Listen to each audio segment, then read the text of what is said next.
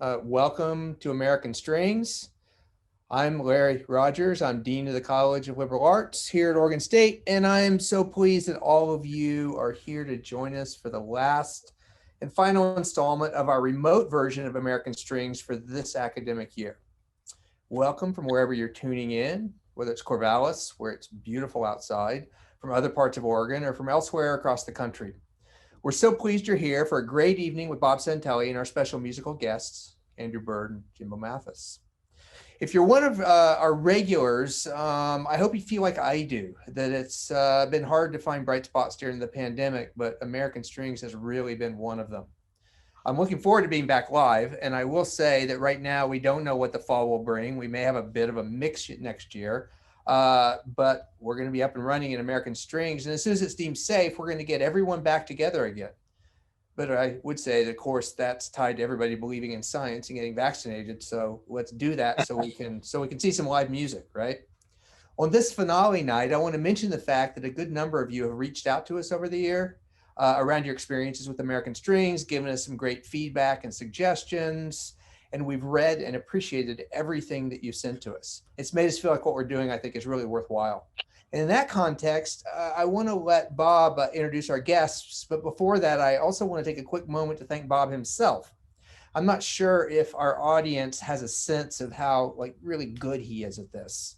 He makes it look so easy. He has these nice, friendly conversations that you kind of believe that he's just sort of talking and not a lot's going on. But what you really have is a lifetime of experience in the business, in the music business, in which he seems to have basically an entire encyclopedia in his head about, sort of all American music as far back as you want to take it. And we always benefit from that in almost unseen ways. So I'm here to tell you, we're fortunate to have him at OSU and benefit from his talents. And I thank all of you who've in fact reached out to let us know that he's making a difference in your lives. As I've said before, we've been committed to keeping these concerts free as a kind of quarantine gift to our OSU community and friends.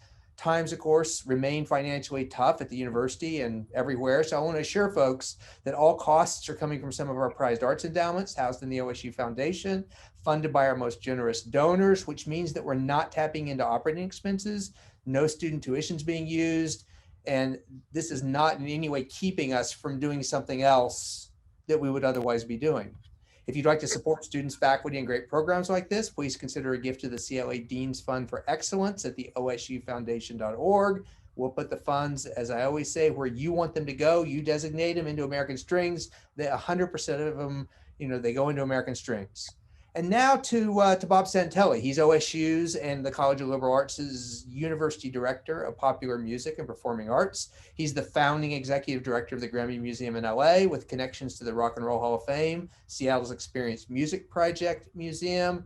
And a quick disclaimer, he's going to give us a fantastic hour of entertainment with Andrew Bird and Jimbo Mathus. I myself will see you back at the beginning of next American Strings next fall. But in the meantime, I have to say, Bob's traveling right now. He's in the cradle of the blues in the Mississippi Delta. He's had some challenges around access. You're seeing him via his iPhone. It's going to be the same great show, but just keep that in mind and, have your usual patience we've had to have all year around, Zoom occasionally being a little glitchy. Well, in this case, I'm going to turn it now over to Bob and let him, via iPhone in Mississippi, kick things off. How about Bob? All right. Well, thanks, Larry, and thank you, everyone. Larry sent some very kind words about American Strings and myself, and I appreciate that. What he didn't say is how terrible I am with technology, because here I am in the Mississippi Delta, a hotel I stay at all the time, and I couldn't get online. Not for a whole hour. So I pulled out the trusty phone, and I am coming from Cleveland, Mississippi by way of my iPhone. So I apologize for that, but I would be damned if I didn't make this happen, because this is not only, as he said, our last American Strings for this season, but it's also with two guys that I think are who represent the true embodiment of what it means to be an American musician and composer. They come from so many walks and so many influences. As a matter of fact, Jimbo is from Mississippi. And even though he's coming from us tonight from Arkansas, the nearby state of Arkansas, and Andrew Bird will be coming from us from Los Angeles, it is really in this state where so many of the roots forms that these two guys explore in their music really came from. So it's exciting for us to be in 3 different states, one guy on an iPhone, pre-recorded music. I mean, it's just the whole 9 yards, including dogs barking and everything else that's going on. But anyway, so I want to introduce Jimbo Mathus and Andrew Bird to American Strings. So welcome, guys. Thanks for having us. Hey, You bet. So, thank you so much, Bob. Thank you for having us. Absolutely. So, I wanted to start off with a logical question, and is the album that you guys did this year together in the middle of a COVID pandemic. You put this album together, these 13, and I was just wondering what kind of challenges were faced in terms of doing an album during a pandemic, and how did you actually get it done? Well, I brought Jimbo out to Los Angeles. This was before the pandemic. We finished the last session just days before it was early February. We recorded this record in about 4 or 5 days, live between 2 microphones, and in Los Angeles. And the mixing was done remotely, but we're used to that. So there weren't tremendous amount of challenges with that. Am I right, Jimbo? Correct. Yeah, I mean, we had it done before February, March of that year, and then we just mixed it. But then it generated interest, Andrew, because we just made it on our own. At Andrew's, it was his idea to get together, and so it generated interest on its own to be released in that time period, from 30 Tigers and whatnot. Yeah. So your relationship, the two of you go back to Squirrel Nut Zippers. Talk about how you guys met and how the musical association began. Yeah. Well, we met back in 1996. Is that right? Yeah, 96. Yeah. We met at a folk festival in Black Mountain, North Carolina, and I was there playing mostly traditional Irish fiddle music. And I saw the Zippers play in a gymnasium there, and I was just very enamored with them, and gave Jimbo a tape of me playing some gypsy jazz. And he listened to it in the van with the band, and then they asked me to sit in Chicago. And then we were making Hot, the album Hot, in New Orleans a couple weeks later. And that's how it started, yeah. It happened very rapidly, but right after we met, I mean, I pretty much had Andrew on everything I did, for quite a while, Yeah, and the same for me. I was making albums in New Orleans and bringing in Jimbo, and I was just he was like a mentor for me. I was very under his spell, I guess you could say, and he took me on kind of a wild ride through the South and American music.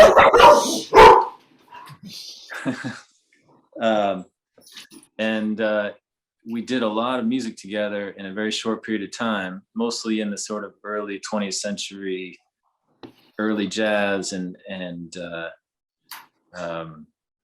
various forms of music from that popular music from that early 20th century. But it was when he brought me down to New Orleans to make songs for Rosetta, which is his tribute record to Charlie Patton and Rosetta, his daughter. And when he was doing more of the blues thing that I really, more of the Charlie Patton thing, that I was really turned on to a whole other world. I think we did about six albums in about 2.5 or 3 years together, Yeah. Very, very, very good albums, So we really we got into it hot and heavy as soon as we met, and we really cranked out some great work there. All the Bowl of Fire stuff, a bunch of Zipper stuff, and then the songs for Rosetta, and then we reached kind of forging our path that we were going to make there at that time. You know, I can understand your background, Jimbo, because, you know, you come from Mississippi and you have, you know, that deep blues connection. As a matter of fact, you know, you mentioned Charlie Patton and your connection to the Patton family. For those of you who are watching, I'm about 6 miles as the crow flies from Dockery Plantation, which is where Charlie Patton actually evolves, and Mississippi Delta blues for the most part evolves. So it's kind of interesting, but your background in blues is understandable. Andrew's, of course, with classical music and, you know, going into obscure gypsy jazz and the kinds of things that, well, most pop musicians don't make music from. It seems like you're just a wealth, Andrew, of musical knowledge and musical interest. And then when you blend it with the rootsy stuff of Jimbo, it comes out in such a way that I don't know if there's a duo that sounds like you guys anywhere. So the sound is really original, really interesting, really rootsy, and deserves to be heard. So what is it about the two that connects there? Where is that synergy that makes this sound work so well? Yeah, I mean, I'm kind of we're coming on different trajectories for sure. Yeah. Like I started playing violin at age 4, and it was a classical approach, but it was I learned it like folk music. It was like an oral tradition. It was a Suzuki method, so it was like the idea is you learn music like language, and you don't. I wasn't into note reading, so I was soaking up Bach and Mozart and folk tunes like it was all the same thing. They were just melodies.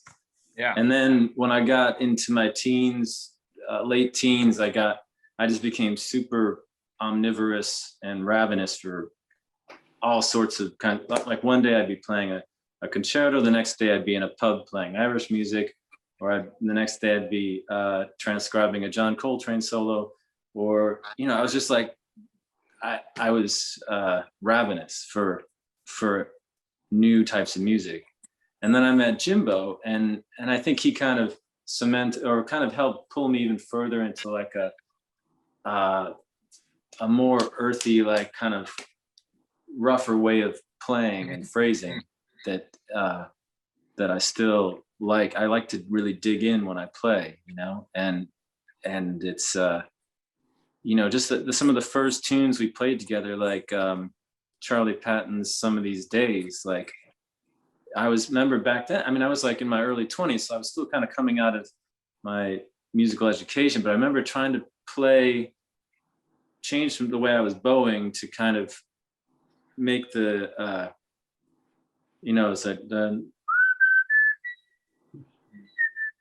no inflection, just like a child singing it, just like really raw and la la la, you know, just like it's just no embellishment at all. And I think that's something that Jimbo, kind of meeting him, helped kind of pull me deeper into Yeah. I It's think kind of like a musical at the same downshift. time too, it made it a living thing, you know, because we were both at that time. I was very hyper creative, trying to create new music forms out of the traditional stuff I had grown up with, you know, and I was on the edge of trying to compose and create new music, even in the traditional veins that Andrew and I always played those behind the scenes, you know, Yeah.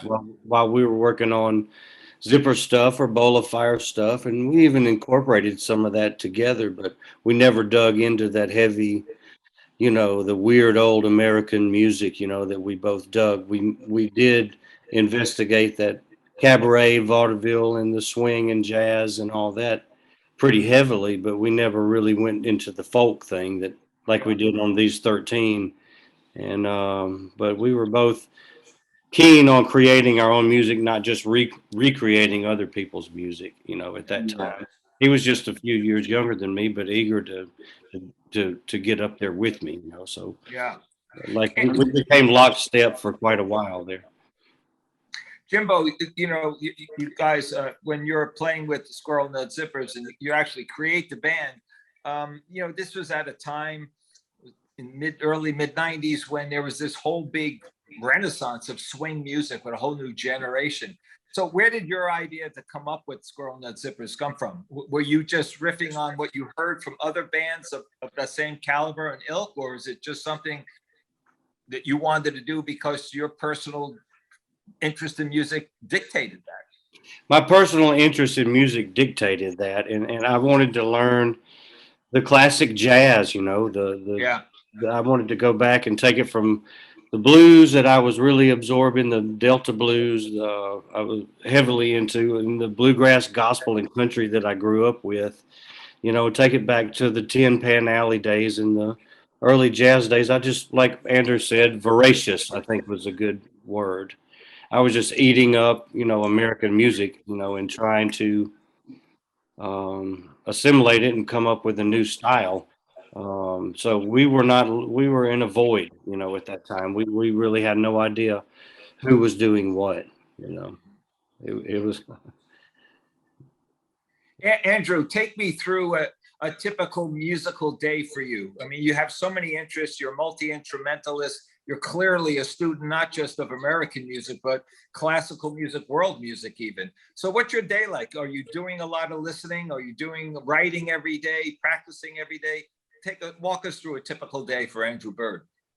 I've put almost all my energies into songwriting now. Like the violin is always there, and I don't feel like there's like a whole lot more territory to gain there, but I mostly spend my time working on words.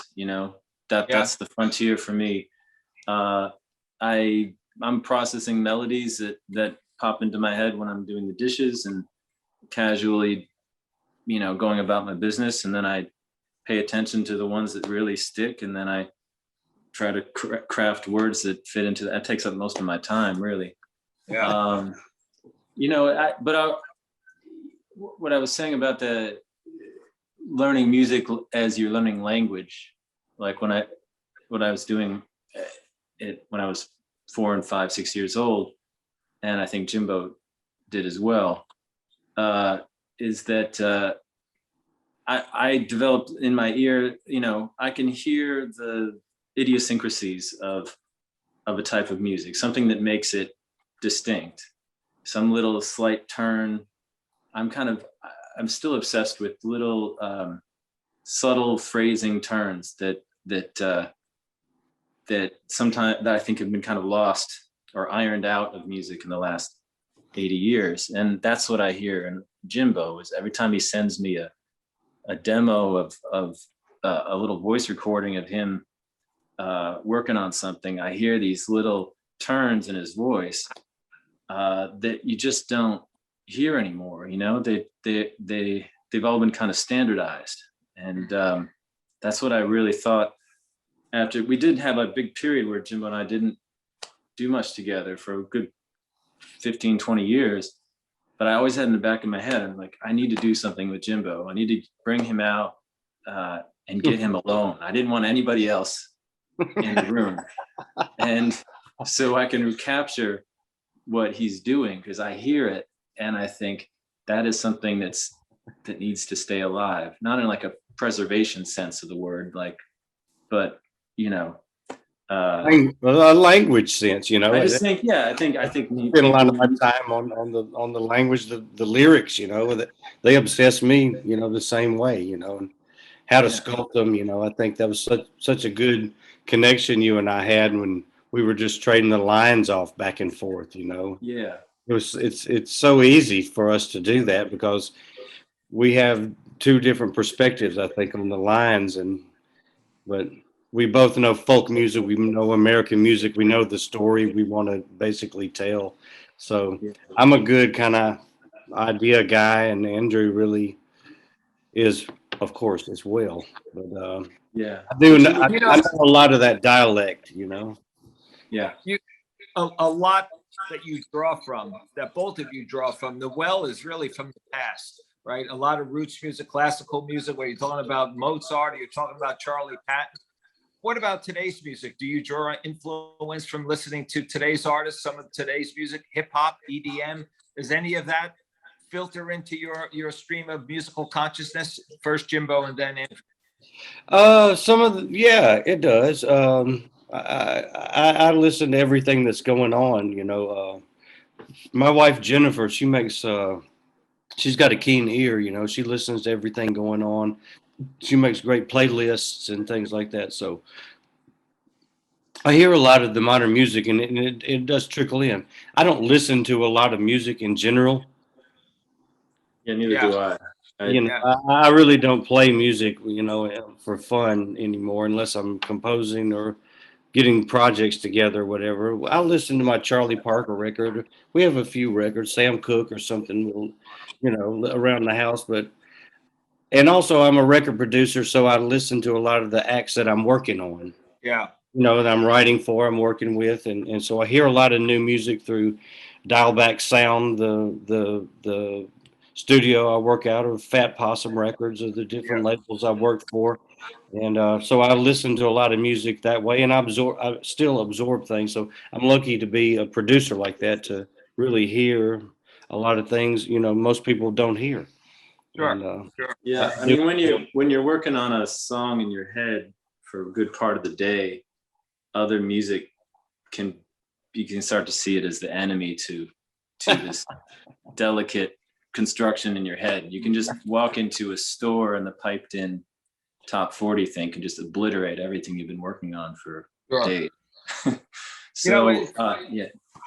It's funny because you're not the first musician to say that. I mean, I think probably more musicians than not, tell me I don't really listen to music so much. And of course you listened your whole life, you absorbed it and you play it, but you'd probably rather be doing something else if you had an hour free, maybe read a book or go out for a walk or something, than put on music like, say, I would, right? It's just a whole different there's level. certain things that are template things for me, like Charlie Patton.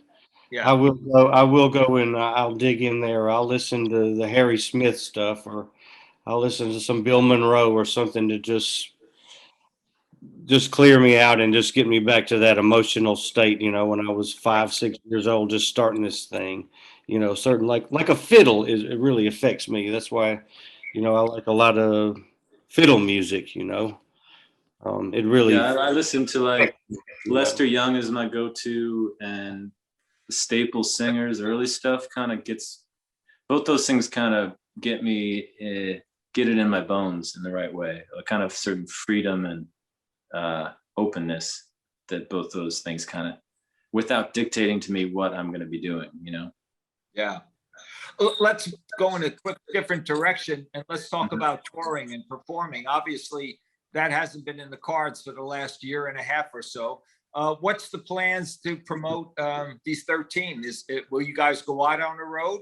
Is it safe to go out on the road, do you think, this year, or you wait next year? How does it unfold for you?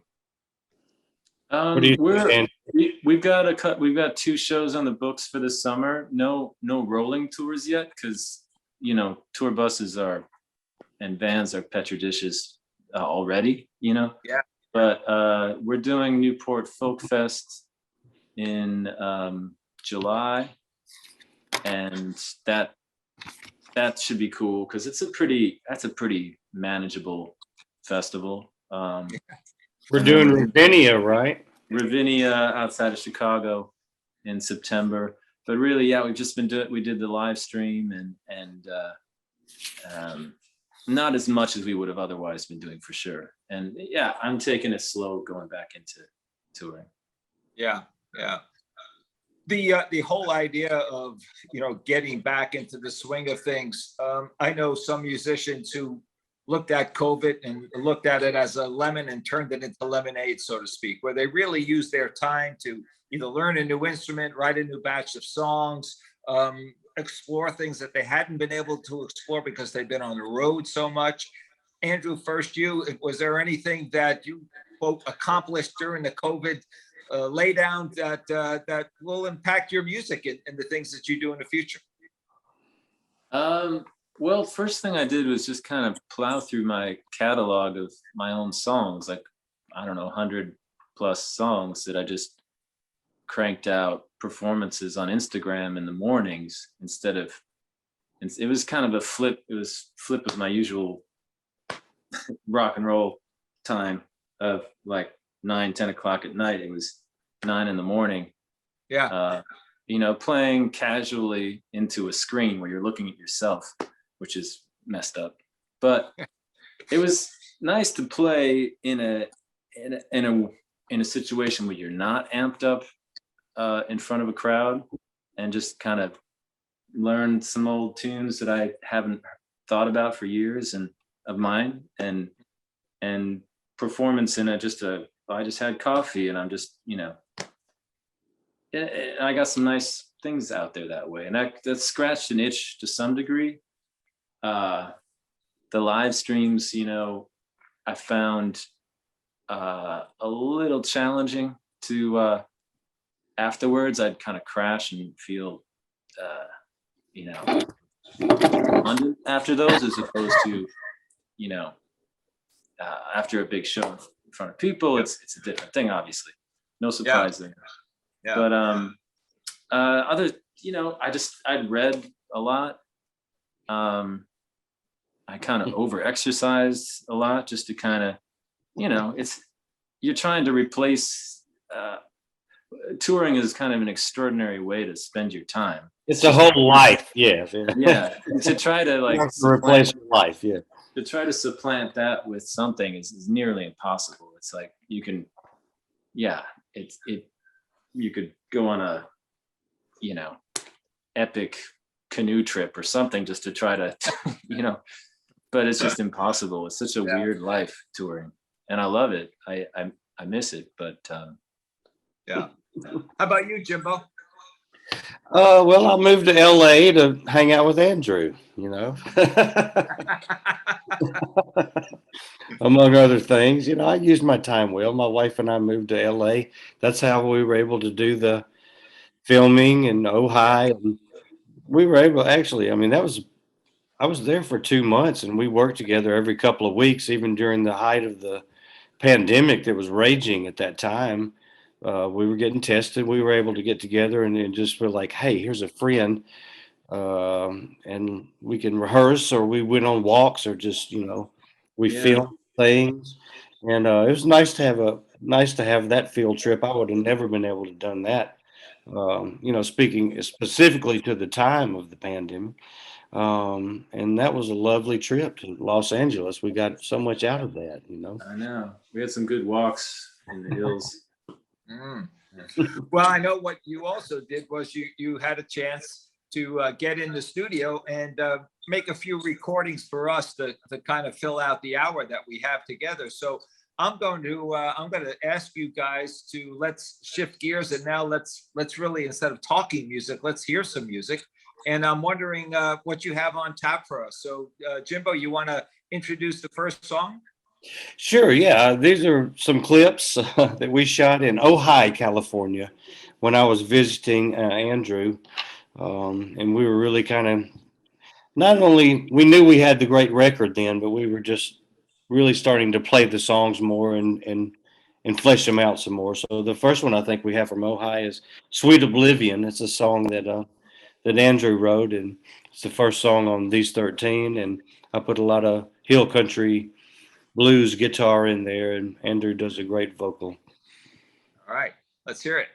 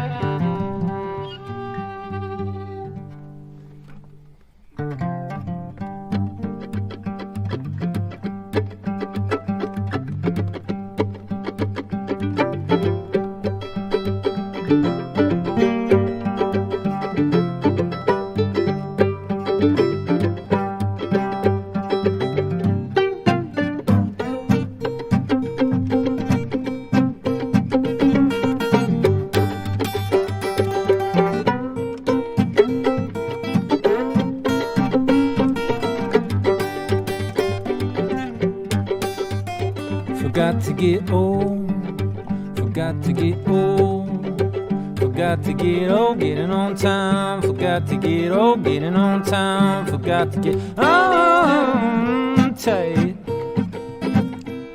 Rope walking to the other side, to the light. Yeah, well, no one really ever dies. No one really ever dies. Oh, sweet oblivion, dear child. And we were so very young and wild.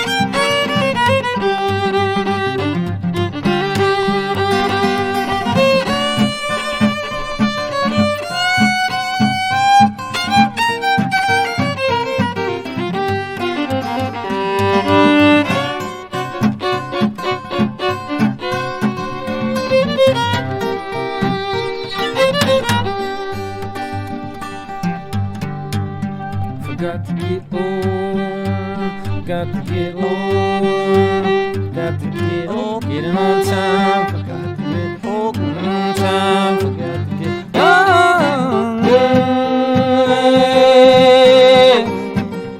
Oh, wait, try it again. Whoa, why? Chromosomes, they don't lie, so you buy. Yourself an X and XY is Y. Oh, sweet oblivion, dear child. We were so very young and wild.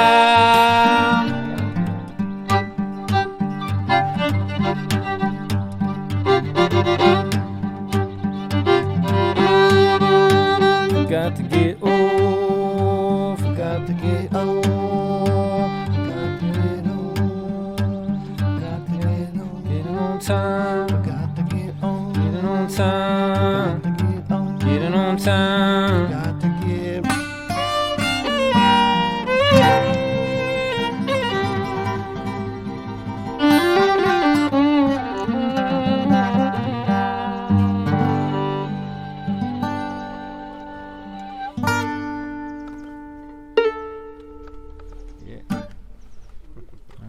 All right, man. Sounded good. Mm-hmm.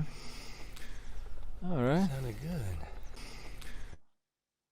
That's great. You know, there's that great musical conversation that you guys have together between the guitar and the fiddle there, that you hear elements of Mississippi Hill Country blues out of your guitar, Jimbo, and then you're hearing some really kind of like I don't know, Django Reinhardt kind of stuff coming out of Andrew Bird and what you're playing there. So how much of that, what we just heard there, is kind of spontaneous? I mean, we've got that song worked out pretty good, and you know, it's really just a nice pentatonic thing from the fiddle. You know, a nice blues thing there. I mean, the sort of melismatic stuff at the top and at the back end was definitely. And I got into. I hear what you're saying. I got into some sort of the gypsy blue notes in there. Almost Arabic kind of scale in there, but that was kind of spontaneous. I was like, is that a good choice? I don't know. I just feel like doing that. Sounded good. What do you have next, Andrew? What's next on tap, or Jimbo? Hi John, this is a tune that was mainly written by Jimbo. I mean, most of these tunes on this record were we shared verses. Like he'd send me something and I'd write a verse, but these two ones we're kicking off with were most entirely one or the other. So right, Jimbo, this one is about an herbal. It's about a root that's used to cast spells in the Gulf Coast South, called the High John route. All right. All right, let's hear it. How about Hi John? Try another one off of these 13. This is a song about a. Check the tune again. Yeah, we're good. Beautiful guitar, by the way. It's a song about a root that grows in the ground. I ain't gonna do nothing without my High John.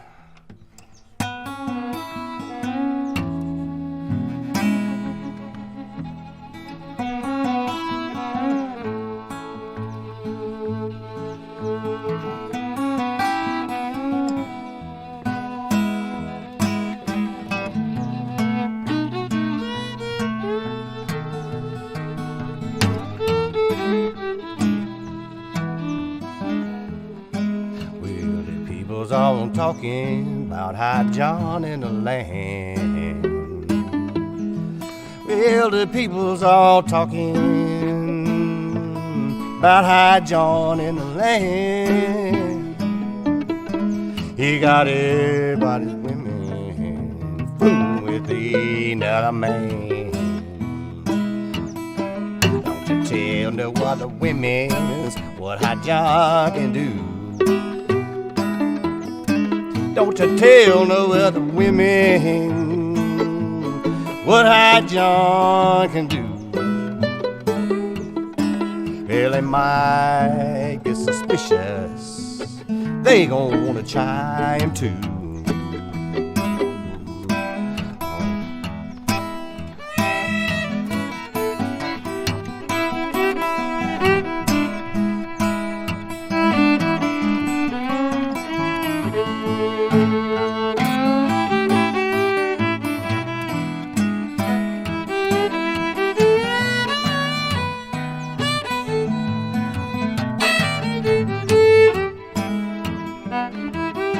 Well, bet all your money that the dice won't pass.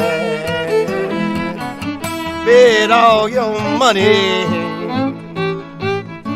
that the dice won't pass.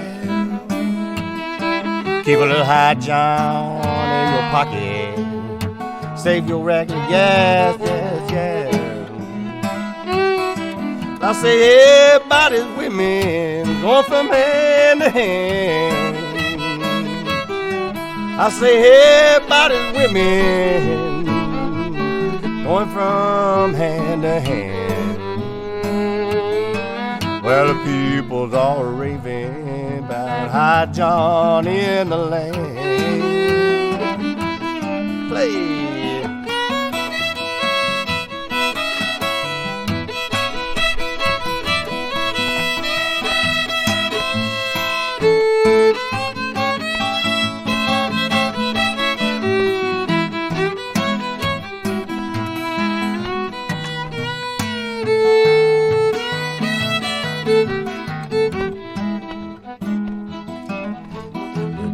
All talking about High John in the land.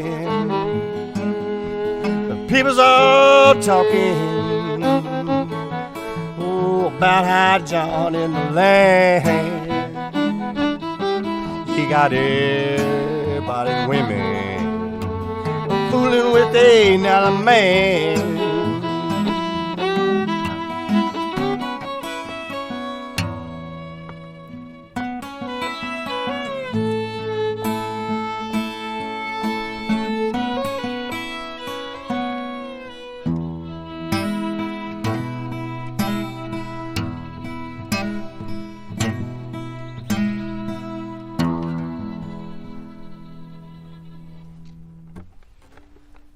We always find a nice pocket there towards the end. Towards the end. Yeah.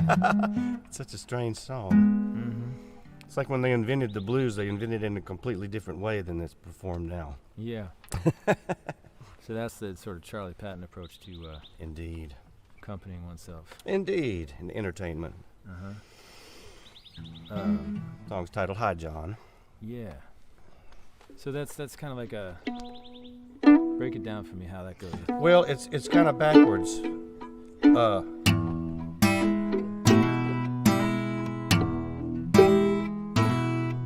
You hammer on the third and the fifth.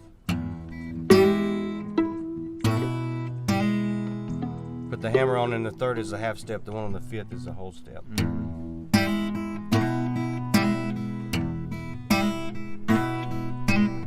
It just propels it so much better. Yeah. You know, instead of going. Yeah. That's your other option. Well, it's so distinct. It's like its own genre of music. That particular thing. That thing. Whenever I teach lessons, that's the first thing I teach Yeah. students. Yeah. Just because I let them know this is not going to be like anything you've ever experienced on the guitar. Yeah. You know, it's a cool lick. It took me a long time to figure out how to do that. Yeah. Trial and error. Both of you guys said early on that, you've been working on lyrics and words. For these songs, are the words coming first and then the music second, or how has it been working? For these songs, it was different than how we both work individually, I think, or at least for me. I usually work all melody at first and then try to find words that fit into the shape and phrase of the melody, which takes forever. Because you never want to make the melody compromise, the melody never wants to compromise for the word. But with this was a little more like a traditional songwriting duo thing, which there's a little bit of a division of labor, which was nice. You understand after doing this why there were the songwriting teams of the classic American songbook era,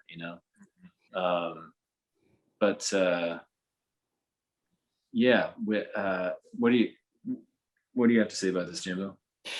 Well, I think it was a nice collaboration for sure, because I write title down. So I usually have the concept first, from the title, and then go backwards from there. So it got to the point where I would just do a song like Dig Up the Hatchet, which is, we kind of, after we worked several things out, I just send him the title and a couple of lines, but I do title down. Wow. And my title, melody, and chords generally all come at the same time, and we're slightly different on that, but together we can really snap the slack out of the line right quick, but I usually do title down. That's interesting.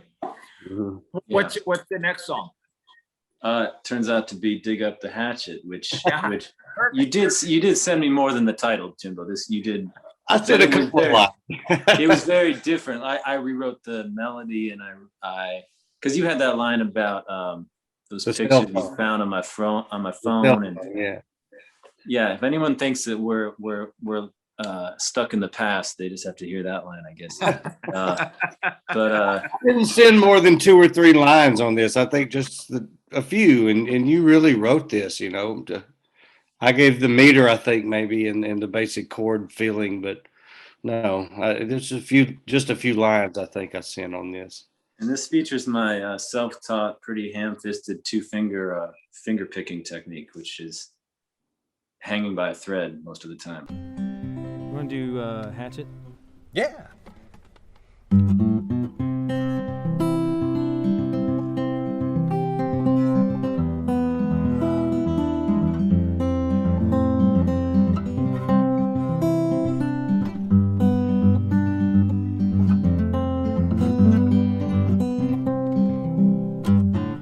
Dig up the hatchet, pass it around, exhume these memories from the cold ground. And if you truly believe that 2 wrongs make a right, then we'll dig up the hatchet tonight. Bring up your boyfriend from way back home. I'll mention those pictures you found on my phone. Then we'll tumble in, fall into a hollering fight. We're gonna dig up the hatchet tonight.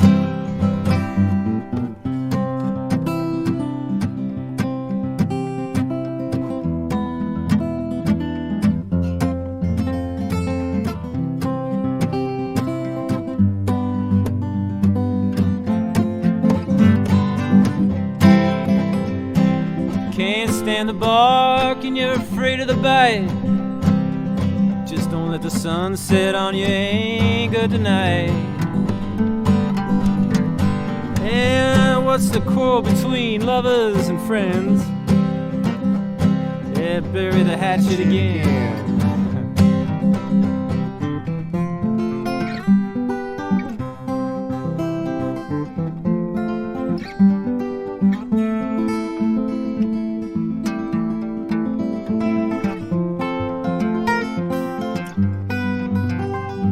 The bramble and the rose, we are hopelessly entwined.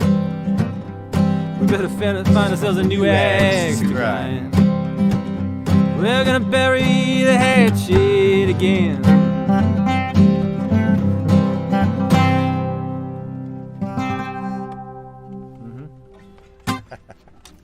That's a good one. You know, sometimes audiences don't realize how much fun you guys have playing, right? And just enjoying each other and playing music. And you can really feel that in you two, especially sitting outside there in Ojai, beautiful weather.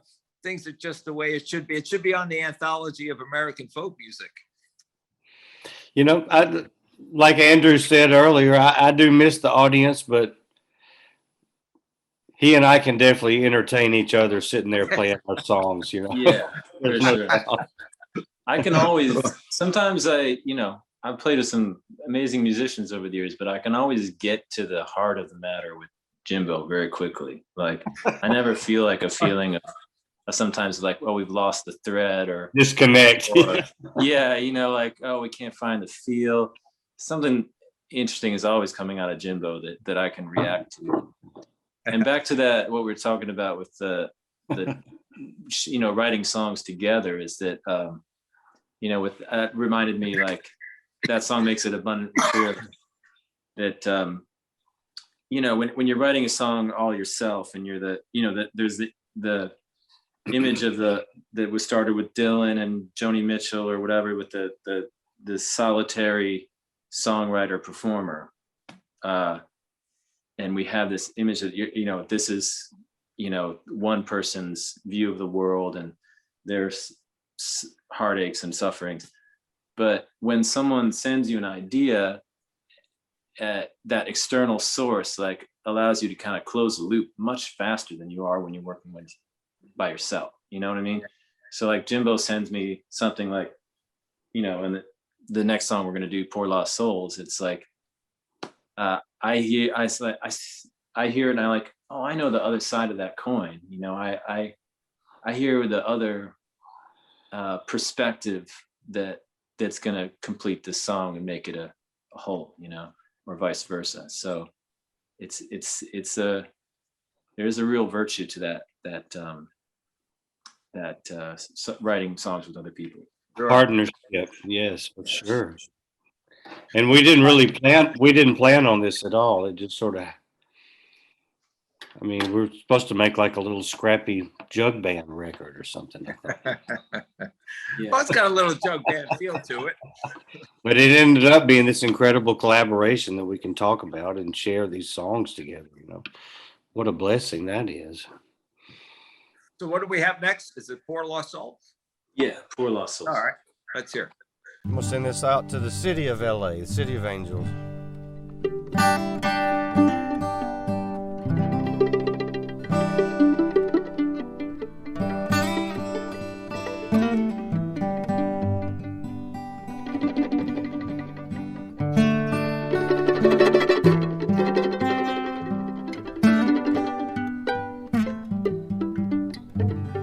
In the city of LA, if you're ever out that way, from Hollywood and Vine, you can see the Hollywood sign. Look down and see the stars. Look up and see the gold. Look around and see these poor lost souls. She's just a lump of coal. but she could have been a diamond. He's just a lump of coal, but he should have been a diamond. Oh Lord, bless these poor lost souls. Well, there's mercy in a hand. They say, God bless you, sir and ma'am. And those who pay no mind, they go home and draw the blinds. Now the mercy that they lack, with their hands tied round their backs. Oh Lord, bless these poor lost souls.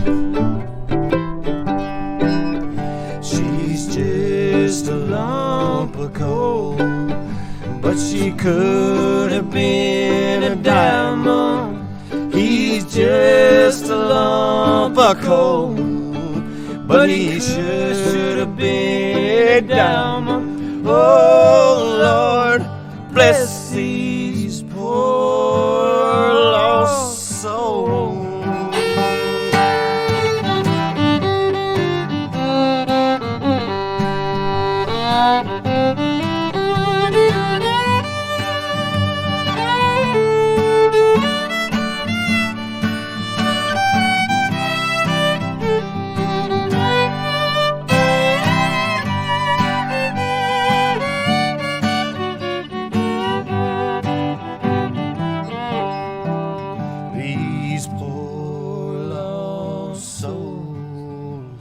No one out here who loves them.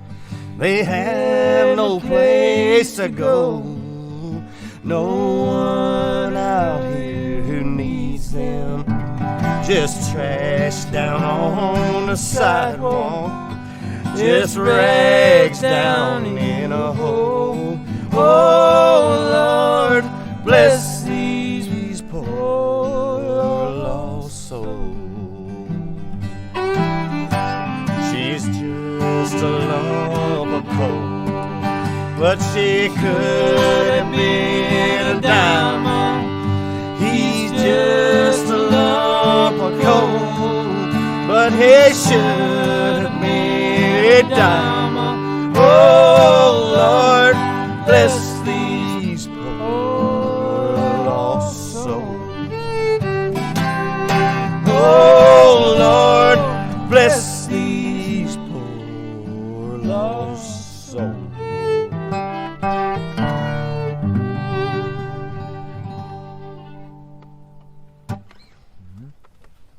Very nice. I don't think I'll ever get tired of singing that song. Very. That was great.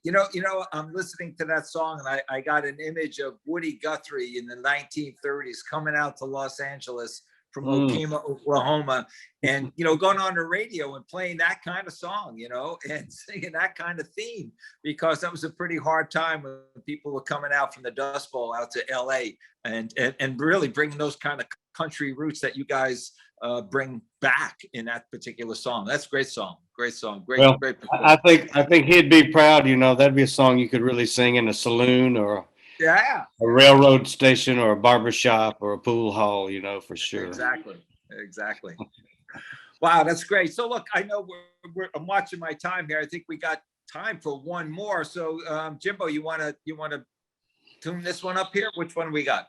Man, this is kind of in keeping with our pattern, that Andrew and I established, the songs that are solely his compositions, he wanted me to sing and vice versa. So this is a composition Andrew composed. It's Three White Horses. I think it's based on some imagery we both understand from the gospel era, but a beautiful chord progression. We put it in the key for me to sing, and to me, it's the most honest, the best vocal I've ever been able to record. Three white horses, and a golden chain, 3, 4.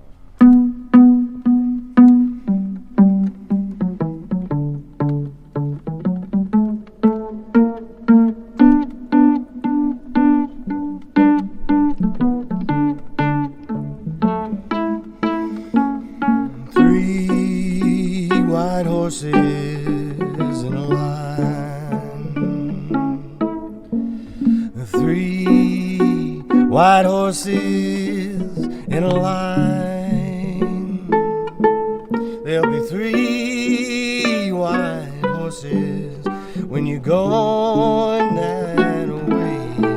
You're gonna need somebody when you come to die. And don't dismiss it like it's easy. Tell me what's so easy about coming to say goodbye. You're gonna miss her in the evening. You know we'll all be needing somebody when you come to die.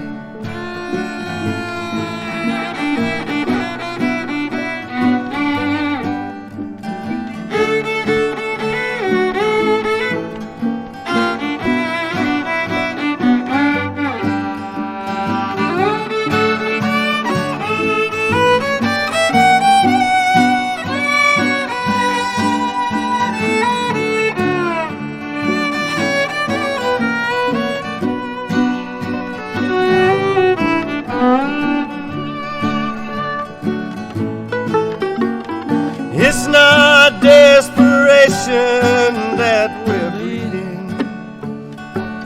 It's just a need we're feeding while coming to say goodbye. You're gonna miss me in the evening. You know we'll all be needing somebody when you come to die. You know we'll all be needing somebody when you come to die.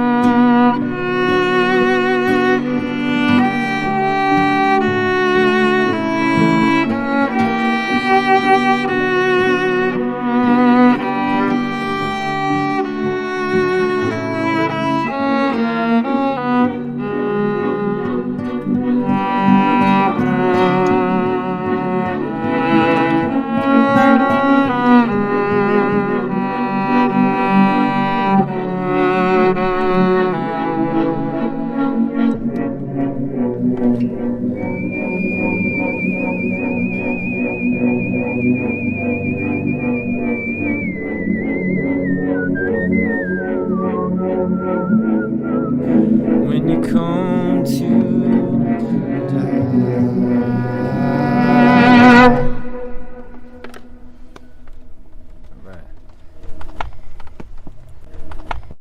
Wow.